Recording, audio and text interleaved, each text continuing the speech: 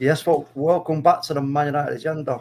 We've got some really big breaking news that could have implications for the rest of the Premier League. Welcome.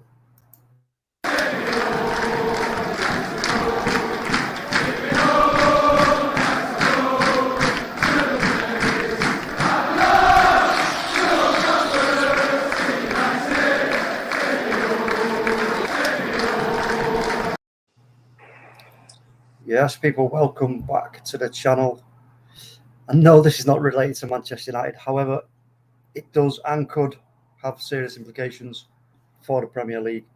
I've got some great guests with me today. I've got obviously our very own Rebel from the channel. We've got Blue Moon Ian, as we know, is a Manchester City fan, and we've got Colin over from FTSN. How are we doing, folks? Yeah, good. Excellent. Okay, so look, last night Chelsea took on Dynamo Zagreb in the Champions League, which, in my opinion, was a game that I was fully expecting Chelsea to kind of warm into. Take a little bit of time to get going, but then in the end, that proved to be too much quality for Zagreb. However, that didn't materialise. It didn't sound like it was a great game for Chelsea. And for me, I was not in the mindset of thinking that the news the next morning, i.e., right now, was going to be what we're about to talk about, which is Thomas Tuchel being sacked by Chelsea. It's come as a surprise to me. Has it come as a surprise to everybody else? Absolutely. Like when you look at the Champions League winning campaign that Real Madrid had, they lost to a team called Sharif and nobody batted an eyelash. They continued about their business, done what they need to do, and obviously culminated in winning Champions League. To quote Del Boy from Only Fools and Horses, Todd Bowley, you absolute plonker. But thank you very much for doing what will assist us in possibly attacking that top four position in Premier League, because I think Chelsea would be all the poorer for not having Tuchel marshalling the wheel. They're currently in a period of transition in terms of the squad because they bought so many players in, but we'll obviously be getting into that in due course. But like even though they haven't beaten us in a couple of seasons in Premier League, like making this sort of a decision without having a tenable candidate to come in to replace is absolutely pie in the sky. And I think there's a lot of Chelsea fans waking up to this news thing. What has he done? Yeah, I couldn't agree more, Rebel. I mean, this is a. I mean, I'm reading reports that actually, I will read what I have found here. So it says Chelsea sacked Tuchel as manager after a disappointing start to the season. The Blues confirmed the move for Wednesday morning following the 1-0 defeat to Dynamo Zagreb in the Champions League on Tuesday night. The German won the Champions League in his first season at Stamford Bridge, as well as the Super Cup and Club World Cup, but has paid the price for a disappointing start to this campaign, with new owner Todd Boehly making his biggest decision yet at the helm. On behalf of everyone at Chelsea FC, the club would like to place on record its gratitude to Thomas and his staff for all their efforts during their time at the club. That's the statement released by Chelsea. Thomas will rightly have a place in Chelsea's history after winning the Champions League, the Super Cup, I keep saying club, and Club World Cup. As the new ownership group reaches 100 days since taking over the club, and as it continues its hard work to take the club forward, the new owners believe it is the right time to make this transition. Chelsea's coaching staff will take charge of the team for training and preparation of our upcoming matches as the club moves swiftly to appoint a new head coach. There will be no further comment until a new head coach appointment is made. Okay, so let me come to you, Colin. Given what's gone on at Chelsea in such a short space of time, it's like a fairy tale. But actually, you have to flip that round, it's more like a nightmare. So, in your opinion, who is the right appointment right now for Chelsea FC? Well, I think they'll be wanting Graham Potter. I think that's who they're wanting. Do I think he should go there? No, I don't think he should. I think Graham Potter should stay away from Chelsea. He should run in the opposite direction if Chelsea come calling for him. So the next one would be Pochettino.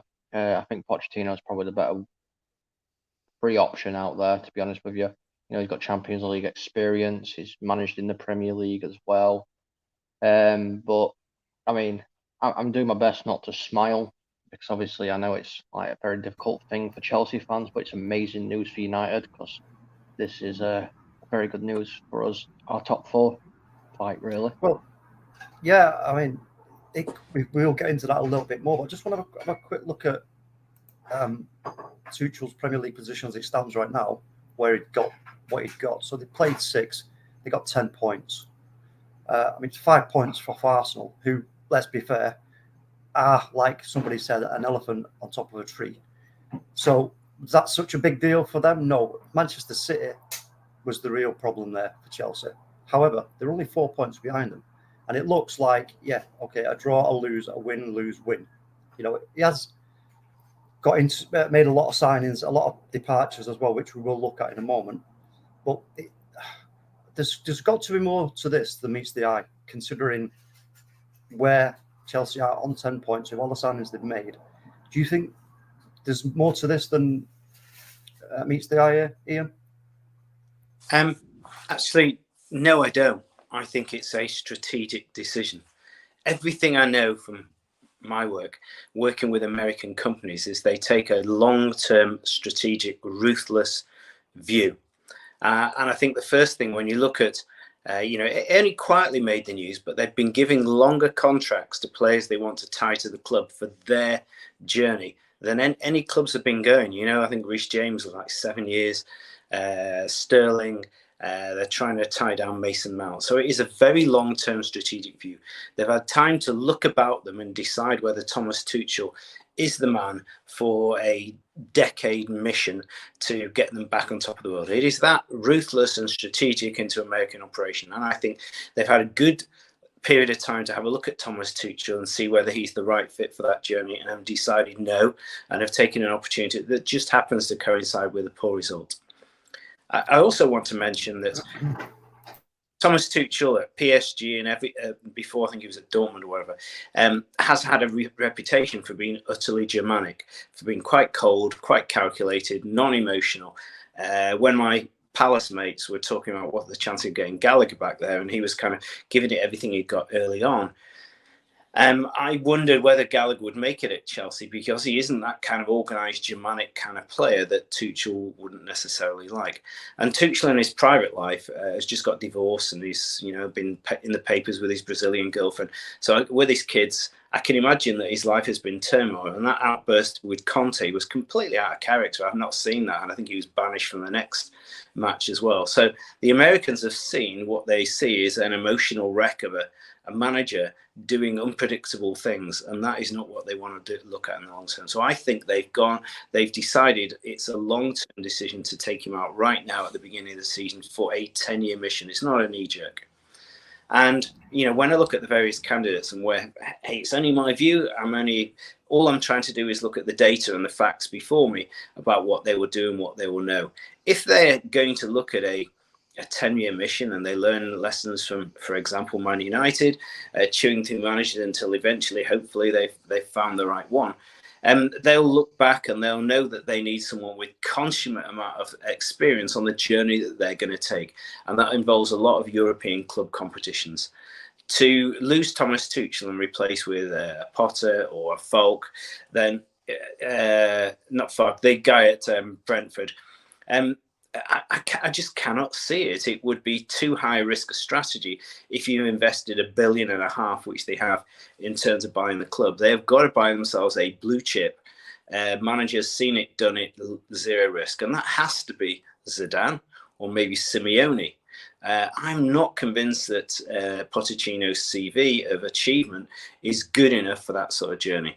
And the open-mindedness I want to go into this is, remember, if he's got enough money, I mean, it was even recently suggested that they buy the lad that came from City, who City sold to Brighton, I think, for 12 million, for 50 millions.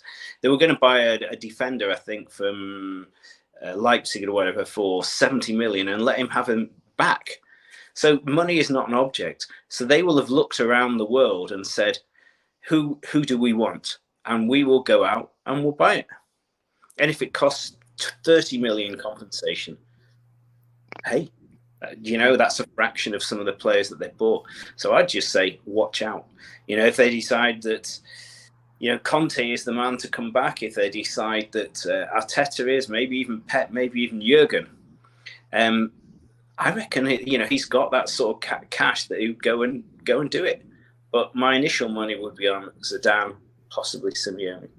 But I don't think they're going to go for anyone who is not blue chip.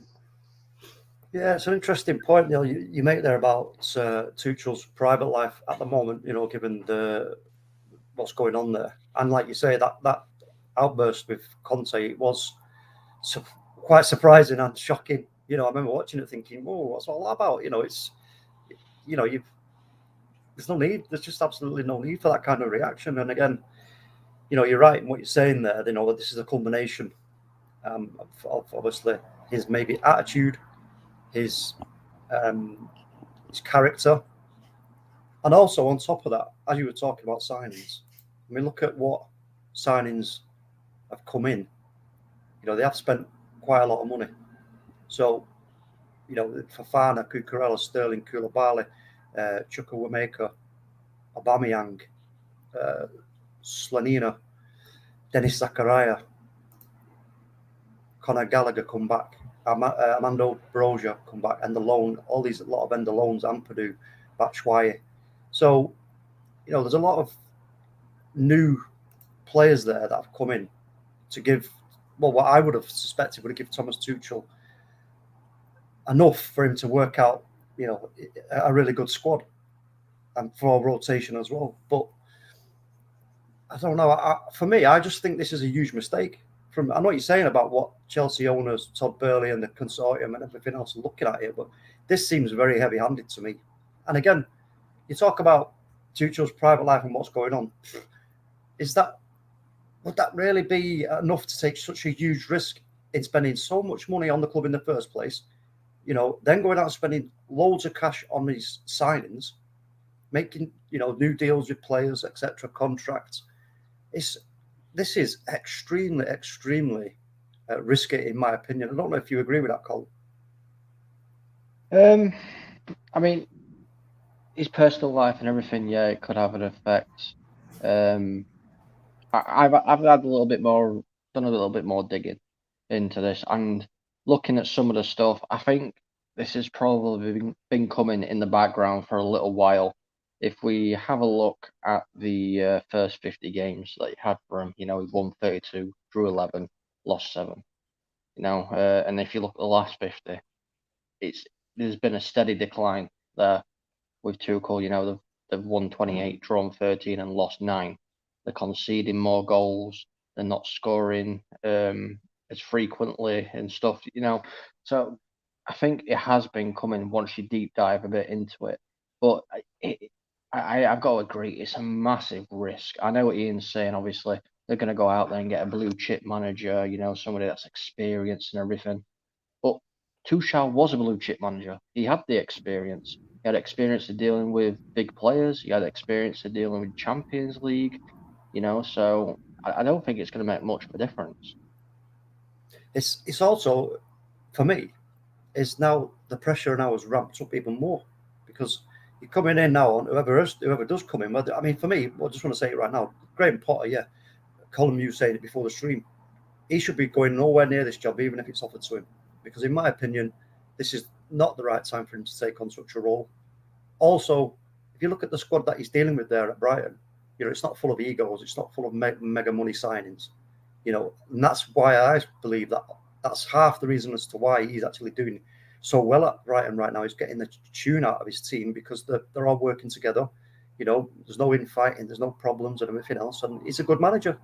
Although my husband definitely agree he is a good manager, but for me right now, he should be, even if he gets offered it, he needs to say, sorry, but now's not the right time for me to take on such a role. In terms of the other managers that have been named, Zidane, I can't imagine Zidane.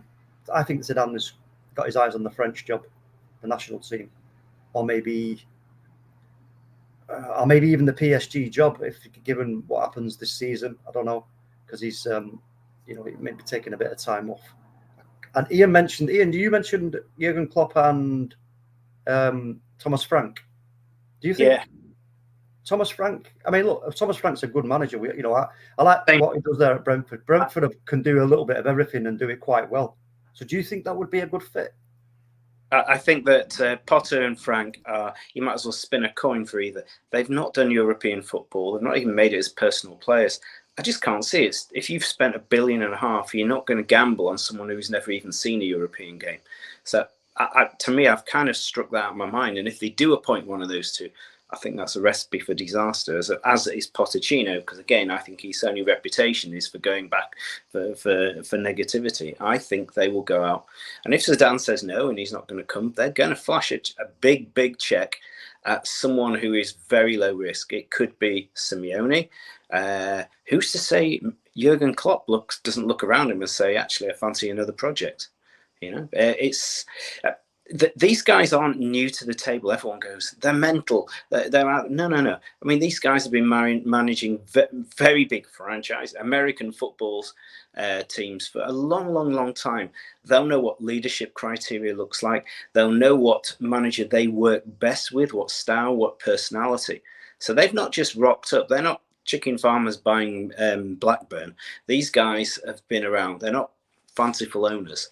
They will know what a good leader looks like, and they'll know who they can work with. They've had time to look at Tuchel and gone, actually, no, he's not the leadership style we believe in. We don't think we can work with him. We have to take it away. So they will have a clear idea because they'll have seen it in America. They'll even have a matrix to describe the leadership skills that is firstly best for success and best to work with them. And they'll go through it mathematically and strategically, and they'll tick all those boxes. It's like a criteria, and they'll say, right, they'll have a person spec of the type of leadership style, and then they'll have a criteria spec, and that will be must have had this level of European experience, must have had this Premier League experience in terms of low risk, therefore we're going to take this. They're not to this. I know what you're saying, but there is no kind of magic solution to getting a manager in who's just going to come in and start, being successful and doing stuff. Now, Tuchel came in to Chelsea from PSG. He got, in my opinion, I think he was helped somewhat by Pep in that Champions League final. I've said this many times. People won't have it, but that's just the top and tail of it. Yeah, in a final there where you choose not to play a defensive midfield player for the first time in your whole history of managing a club, then you might as well give it on. And also the new manager bounce there was in. It was all fresh. It was all new. Everybody was excited. It was like, ooh, this great manager. So you know what, everything kind of looked rosy in the garden right then. But for me, I'm just a rebel. I don't know what you think in terms of what Ian said there, in terms of the potential way that Chelsea may look to appoint a new manager. And I mean, I understand what you're saying in the way that you're sort of trying to paint the picture of how they will look at getting a new manager. But realistically, right now, who is that manager? I can't see Jurgen Klopp abandoning Liverpool for Chelsea. And then again, Diego Simeone, does that not sort of have a danger to it, Rebel, with his, the way he is as a character? Well, to be honest with you, looking at this just kind of from the timing of it, Pochettino was a manager that was available at the start of the window. So if it was something that they wanted in terms of getting Pochettino in, they could have done that already. They could have moved him fairly early doors after taking over. So I'm not sure that Pochettino is the manager that is after swinging that decision. There are reports of a rumoured bust-up between Tuchel and Bowley last night after Champions League match. Whether that is true or not, I don't know. There's just some report in media circles that there was a bust-up apparently between them. So that could have influenced the decision. In terms of the blue-collar managers that are available, a lot of them are heavily invested in good projects at the moment, and they're not going to want to do a knee-jerk reaction and possibly jump into a Chelsea project that may or may not be as invested in them as they would be in the project. So in terms of availability, you got Pochettino, you've got Zidane, who's been a serial Champions League winner. However, I think he's more motivated by international football at this point, so I don't see anything happening there. Pochettino, if they wanted him win, they took over, they could have had him, so I'm not sure that is a motivating factor for them. So then there's managers that are embedded elsewhere. Diego Simeone, there's been talk of him leaving Atletico Madrid for a long, long time now, and it hasn't happened. I don't think that is going to occur. So their choices are very, very limited. Other than that, then you're looking at managers that have been out of international or out of club football for a long time. Joachim Löw has been linked with him once again, a manager that's been linked with him since 2010. I don't obviously see that as being a viable option for them. He's not been in touch with the club game, as we saw with Ranić, who was more of a director level practitioner when he arrived at us. Doing the stuff on the field is a different situation, especially if you've been out of practice for so long. So in reality, I think for other Premier League fans, for Manchester United fans, Chelsea have done us all a huge, huge favour, because you mentioned the signings that they brought in, Talk.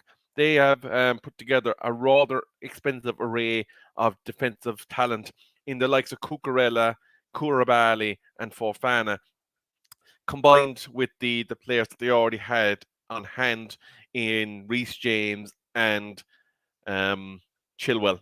So they would be a very difficult team to break down once they establish their pattern to play at the back. Where they were lacking and where they've done Tuchel a disservice for me is they didn't address the creative midfield role, and they didn't address the point of attack until deadline day. And it's asking a lot of a manager to introduce two players that literally arrived with him less than a week ago into a team and get them purring from the get-go. So for me, the best manager for Chelsea is the manager that they've actually just sacked. Yeah, I couldn't agree more, Rebel. Absolutely spot on. And let me just ask you this. I'll come to you, Colin, with this question. Do you think now Chelsea may look at this, as Ian was saying about the way they may strategise their approach for a new manager?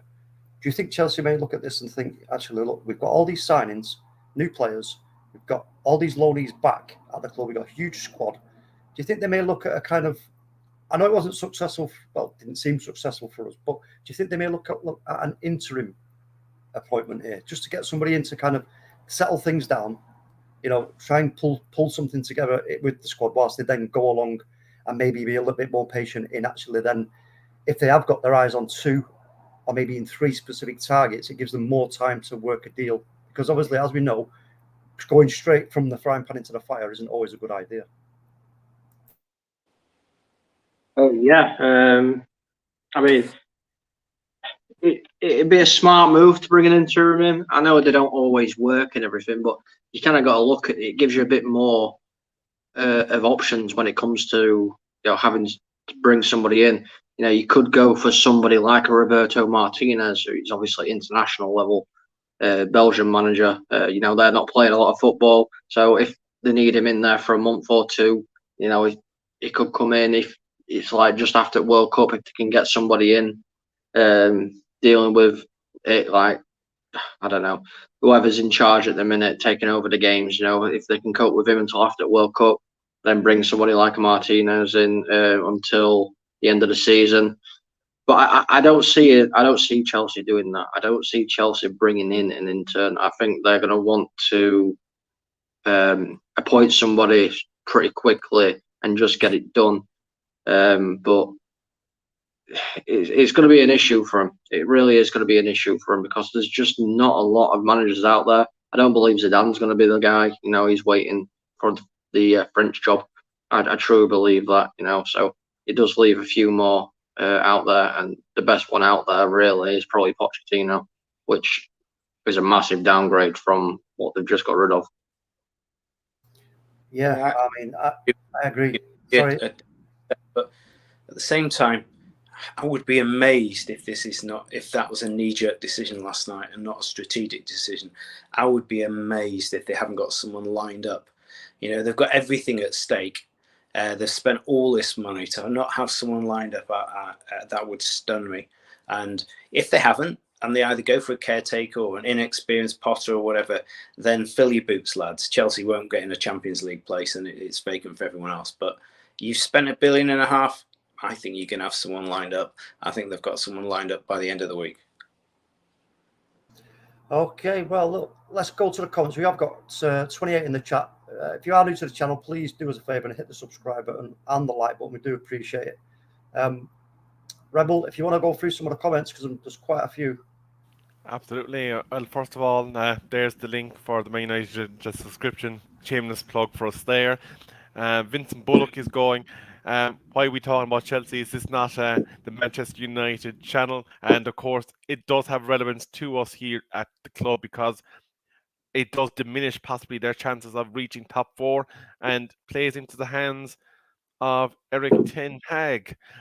Kalo's in the building saying, well, it's just another easy 3 points for us staying. Actually, interestingly, statistically, over the last number of seasons, we actually haven't been beaten by Chelsea for a while. So, arguably, nothing is changing in that regard due to the sacking. Solo, the gaffer, who's working hard, is saying, really appreciate your comments, lads.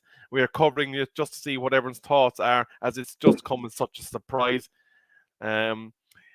Kalo saying Real Madrid were top of the league, I'm sure, though, last season when they had their hiccup with Sharif.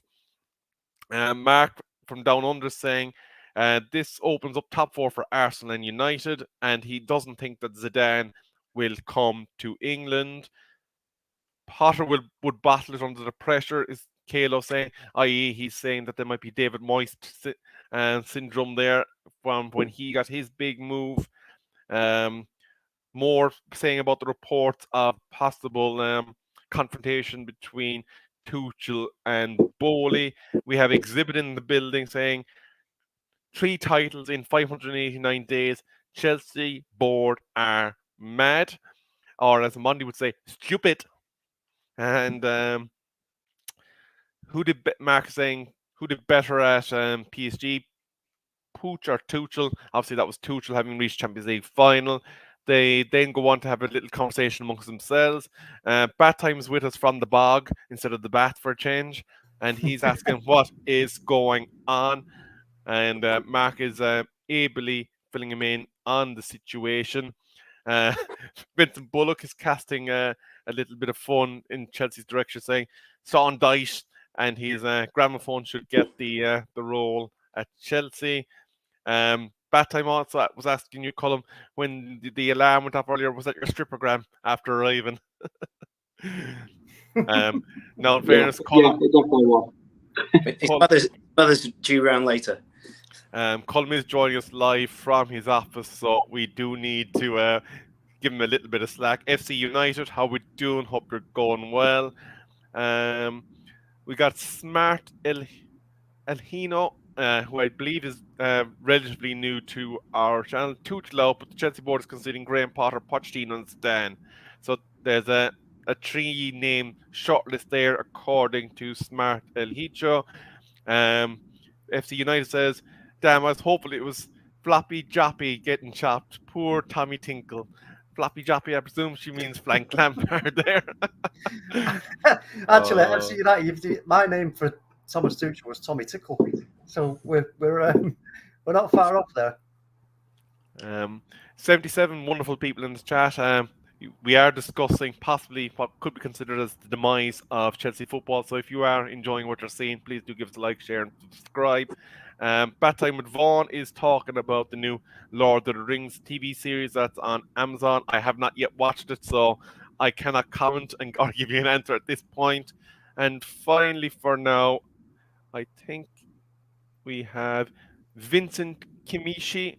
Tuchel is still the best coach. And actually, from LFC, Jordan is saying hello to Solo, and we are saying hello to you, Jordan. Yes, welcome, Jordan, all the way from sweet Jamaica, Mandeville.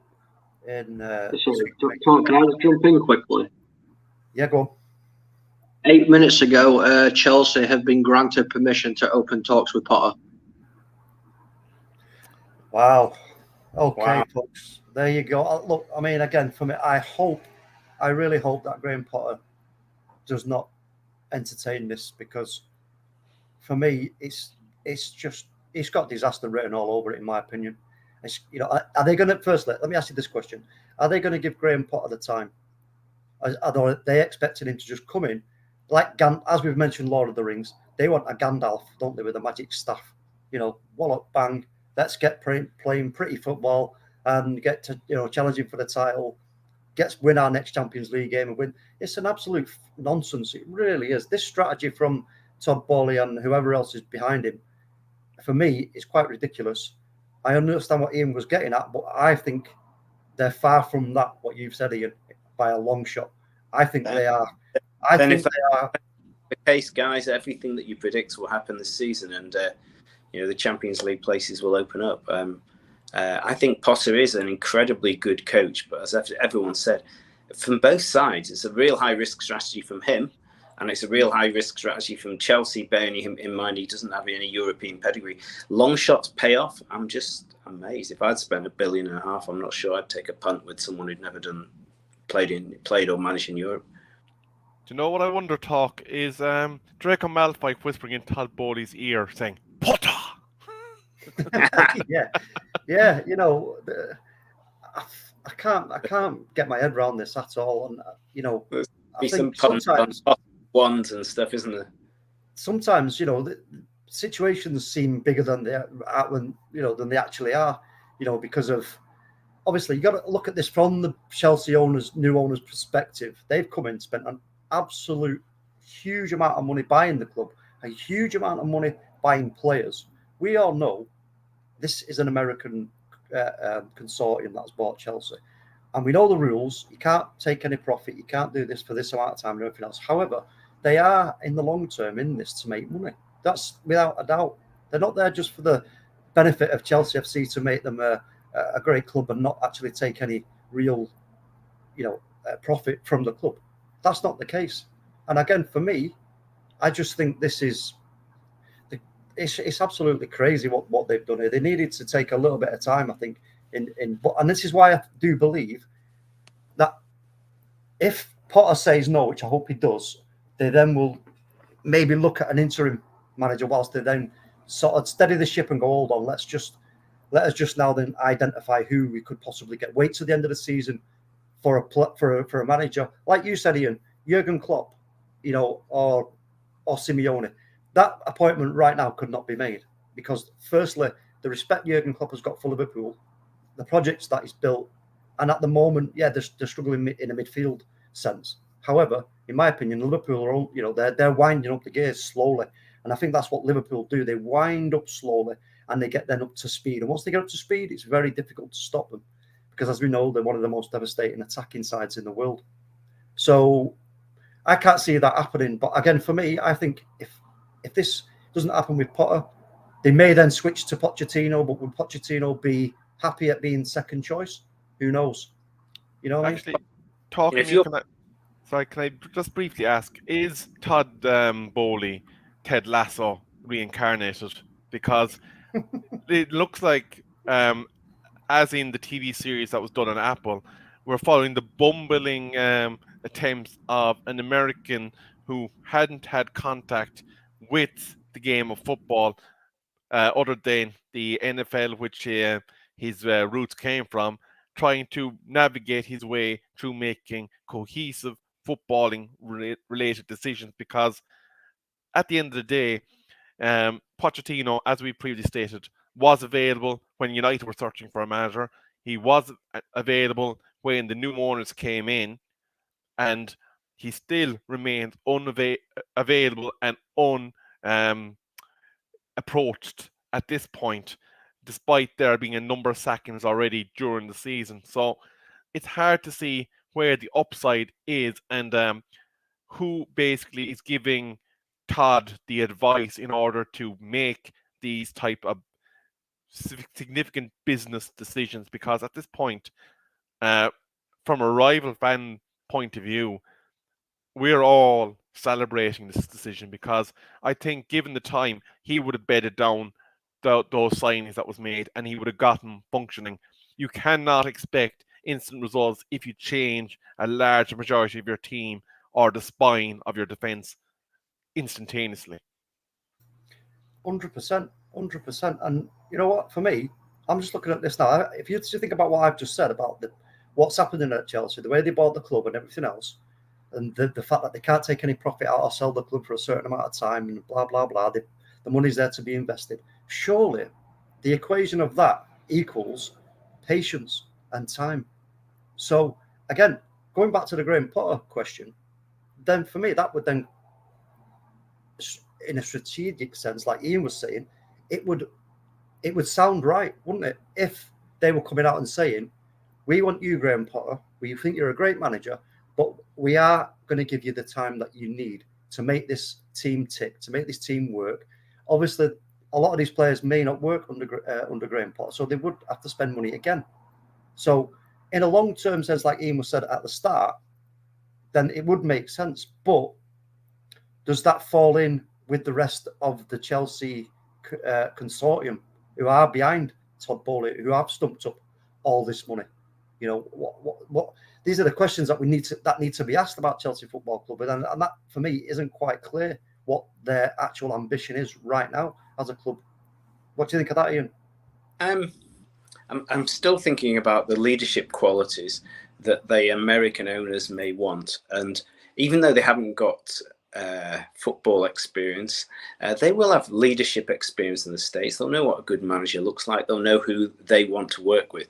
If they do go for Graham Potter, yeah, he has a reputation for being very calm, very professional, not getting agitated on the sidelines, etc. If that's the sort of leader that the Americans feel they want to work with, then that's fine.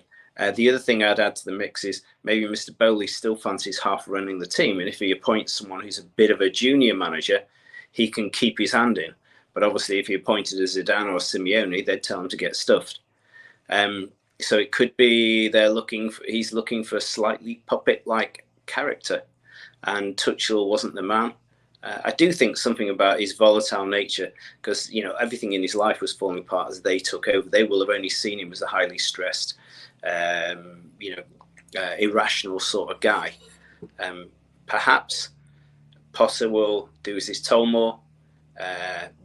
Diplomacy will come in, and therefore Bowley can keep a heavy hand within what's going on in the club.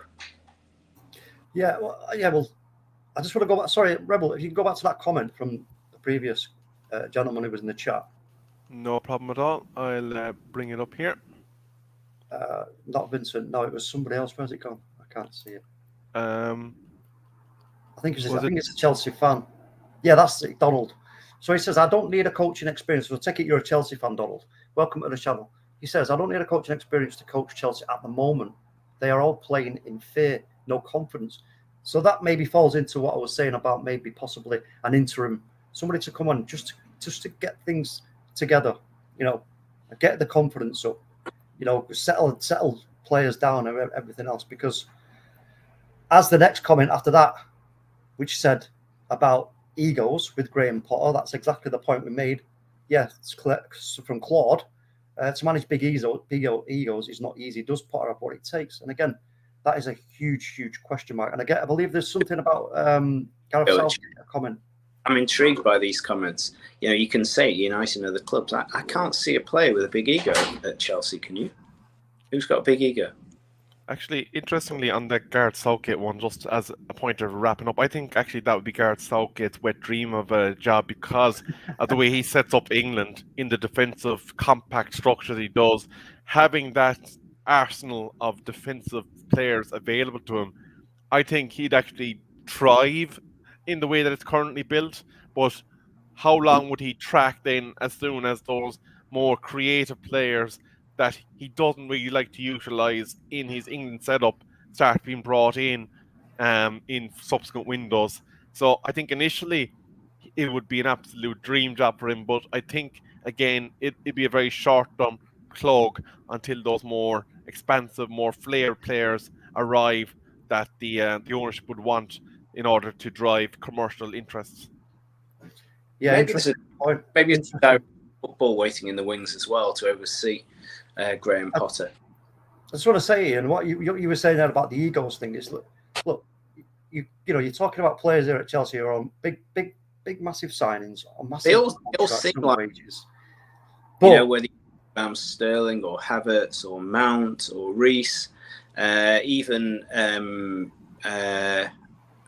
Silva at the back, Mendy. None of them seem to be like ego players. There's no show ponies. There's no ego players. Ian, the problem he got though is now Tuchel has left. That Tuchel has gone. He from what I could see, he had everything stable in terms of with the squad and the players. Everybody knew who was going to be playing most of the time, etc., the rotation. Now, if you bring in a new manager, look at what Erik ten Hag has done at Man United. He's not starting Maguire. He's not starting Cristiano Ronaldo. He's not starting Luke Shaw. He's not starting Aaron Wan-Bissaka.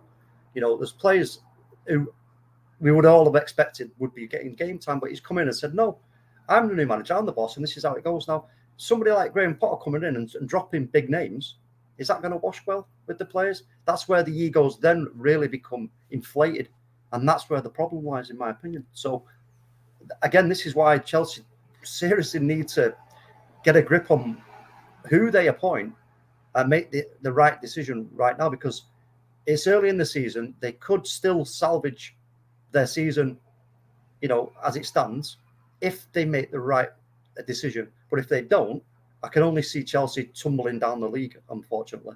But look, actually, folks, before you do go, you did get confirmation Donald is a Chelsea fan, and I just want to ask him, and we will be talking further in the comments after, who he actually wants to see as his next permanent manager, and what players he thinks influenced the downfall of the reign of Thomas Tuchel. Yeah, that's an interesting question, that, Rebel, actually. Great question. Donald, if you're still there, my friend, if you give us an answer to that question, we'll hold on for you. But we do have to wrap it up shortly, folks. But Jackie's in the building as well. Welcome, Jackie. Nice to see you. Donald has now given us a reply there, Rebel.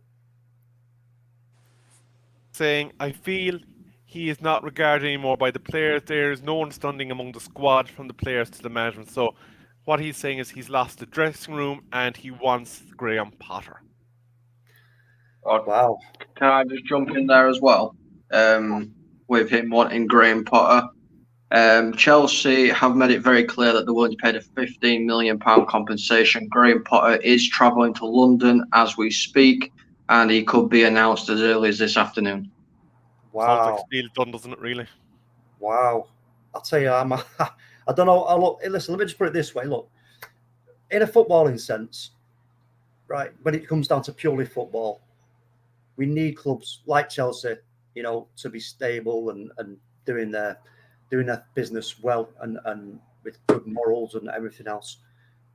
But in a kind of rivalry sense, we all, obviously as Man United fans, would be like saying, oh, well, we hope they don't do this and we hope they don't do that because it gives us a better chance to top four and everything else. But like I say, in a footballing sense, for the stability of the league and the integrity of the league, I just hope Chelsea, actually do make the right decision here, because it's not really a great time for the club at the moment, in my opinion. And I just want to add before we go, I throw a question to else. When was the time that a manager who had no European experience made it at a big club? Because if you think about all those managers up there, your Ten Hags, your Guardiolas, when was the last time a manager stepped up to a big club like that? Arteta? Don't know. Actually, yes. And interestingly, there's a connotation to this Graham Potter news. We'll have to pay him bloody 3 times this season now. Yeah. Well, for me, I just think he may get new manager bounce for a couple of games, but when he has to start working out this puzzle he's got of this huge squad, the cracks are going to begin to show, and if he's not strong enough, those cracks are going to become chasms, and once that happens, they're obviously then in a whole world of what. So, but listen, folks, it is now been going for 45 minutes. Just want to say thank you to everybody who's come in and got involved in the chat today. If you are new to the channel, like I said, please do us a favor and hit the subscribe button and hit the like button. I do believe we're back later on tonight at 8:30 with another show. So yeah, stick around. We'll be back later, and just keep your eye on this news. I'm just want to ask, where can we find you, Ian? Well, at the same time tonight, I'm on the Mullet Show, which is the kind of gogglebox of football, the more comedy show run by Ollie, who is a funny guy. So if you don't fancy the seriousness of the Man U show, come and join us for a bit more fun. Excellent. And Colin, where can we find you? Yeah, you can find me over at the new channel, Full Time Sports Network. So if you wanted to keep a track on this story that's breaking or any other stories in the Premier League, go over there, drop us a follow, because I'm pretty sure as soon as we get breaking news on anything, we'll be live and discussing it. Excellent. And you know where you can find me and Rebel, folks? Sorry, Ian. Dyche, anybody? Sean Dyche. We didn't mention Sean Dyche, but that's a whole nother story. But you can find me and Rebel here on the channel. Dyche just mentioning Dyche, actually, it's because I presume that's the rumours of the Brighton job actually being available. Now, interestingly, I think this is something I mentioned as well, and chat, just consider, is Steven Gerrard now even under more pressure, considering that Aston Villa have such a good squad, and Thomas Tuchel could possibly be seen as a man to unlock their potential? But I'm just going to leave that one simmer there on the chat. Rebel, I just want to say, you bang on, because that's exactly what I said earlier in the group chat. That is a big chance. If Steven Gerrard doesn't win his next game, we could well see Thomas Tuchel just as quick going to Aston Villa. Oh, crazy days. Well, listen, folks, like I say, we've got to end it there. But do join us later on tonight at 8:30. There will be another show. And until then, just want to say thank you and have a nice day. Ciao.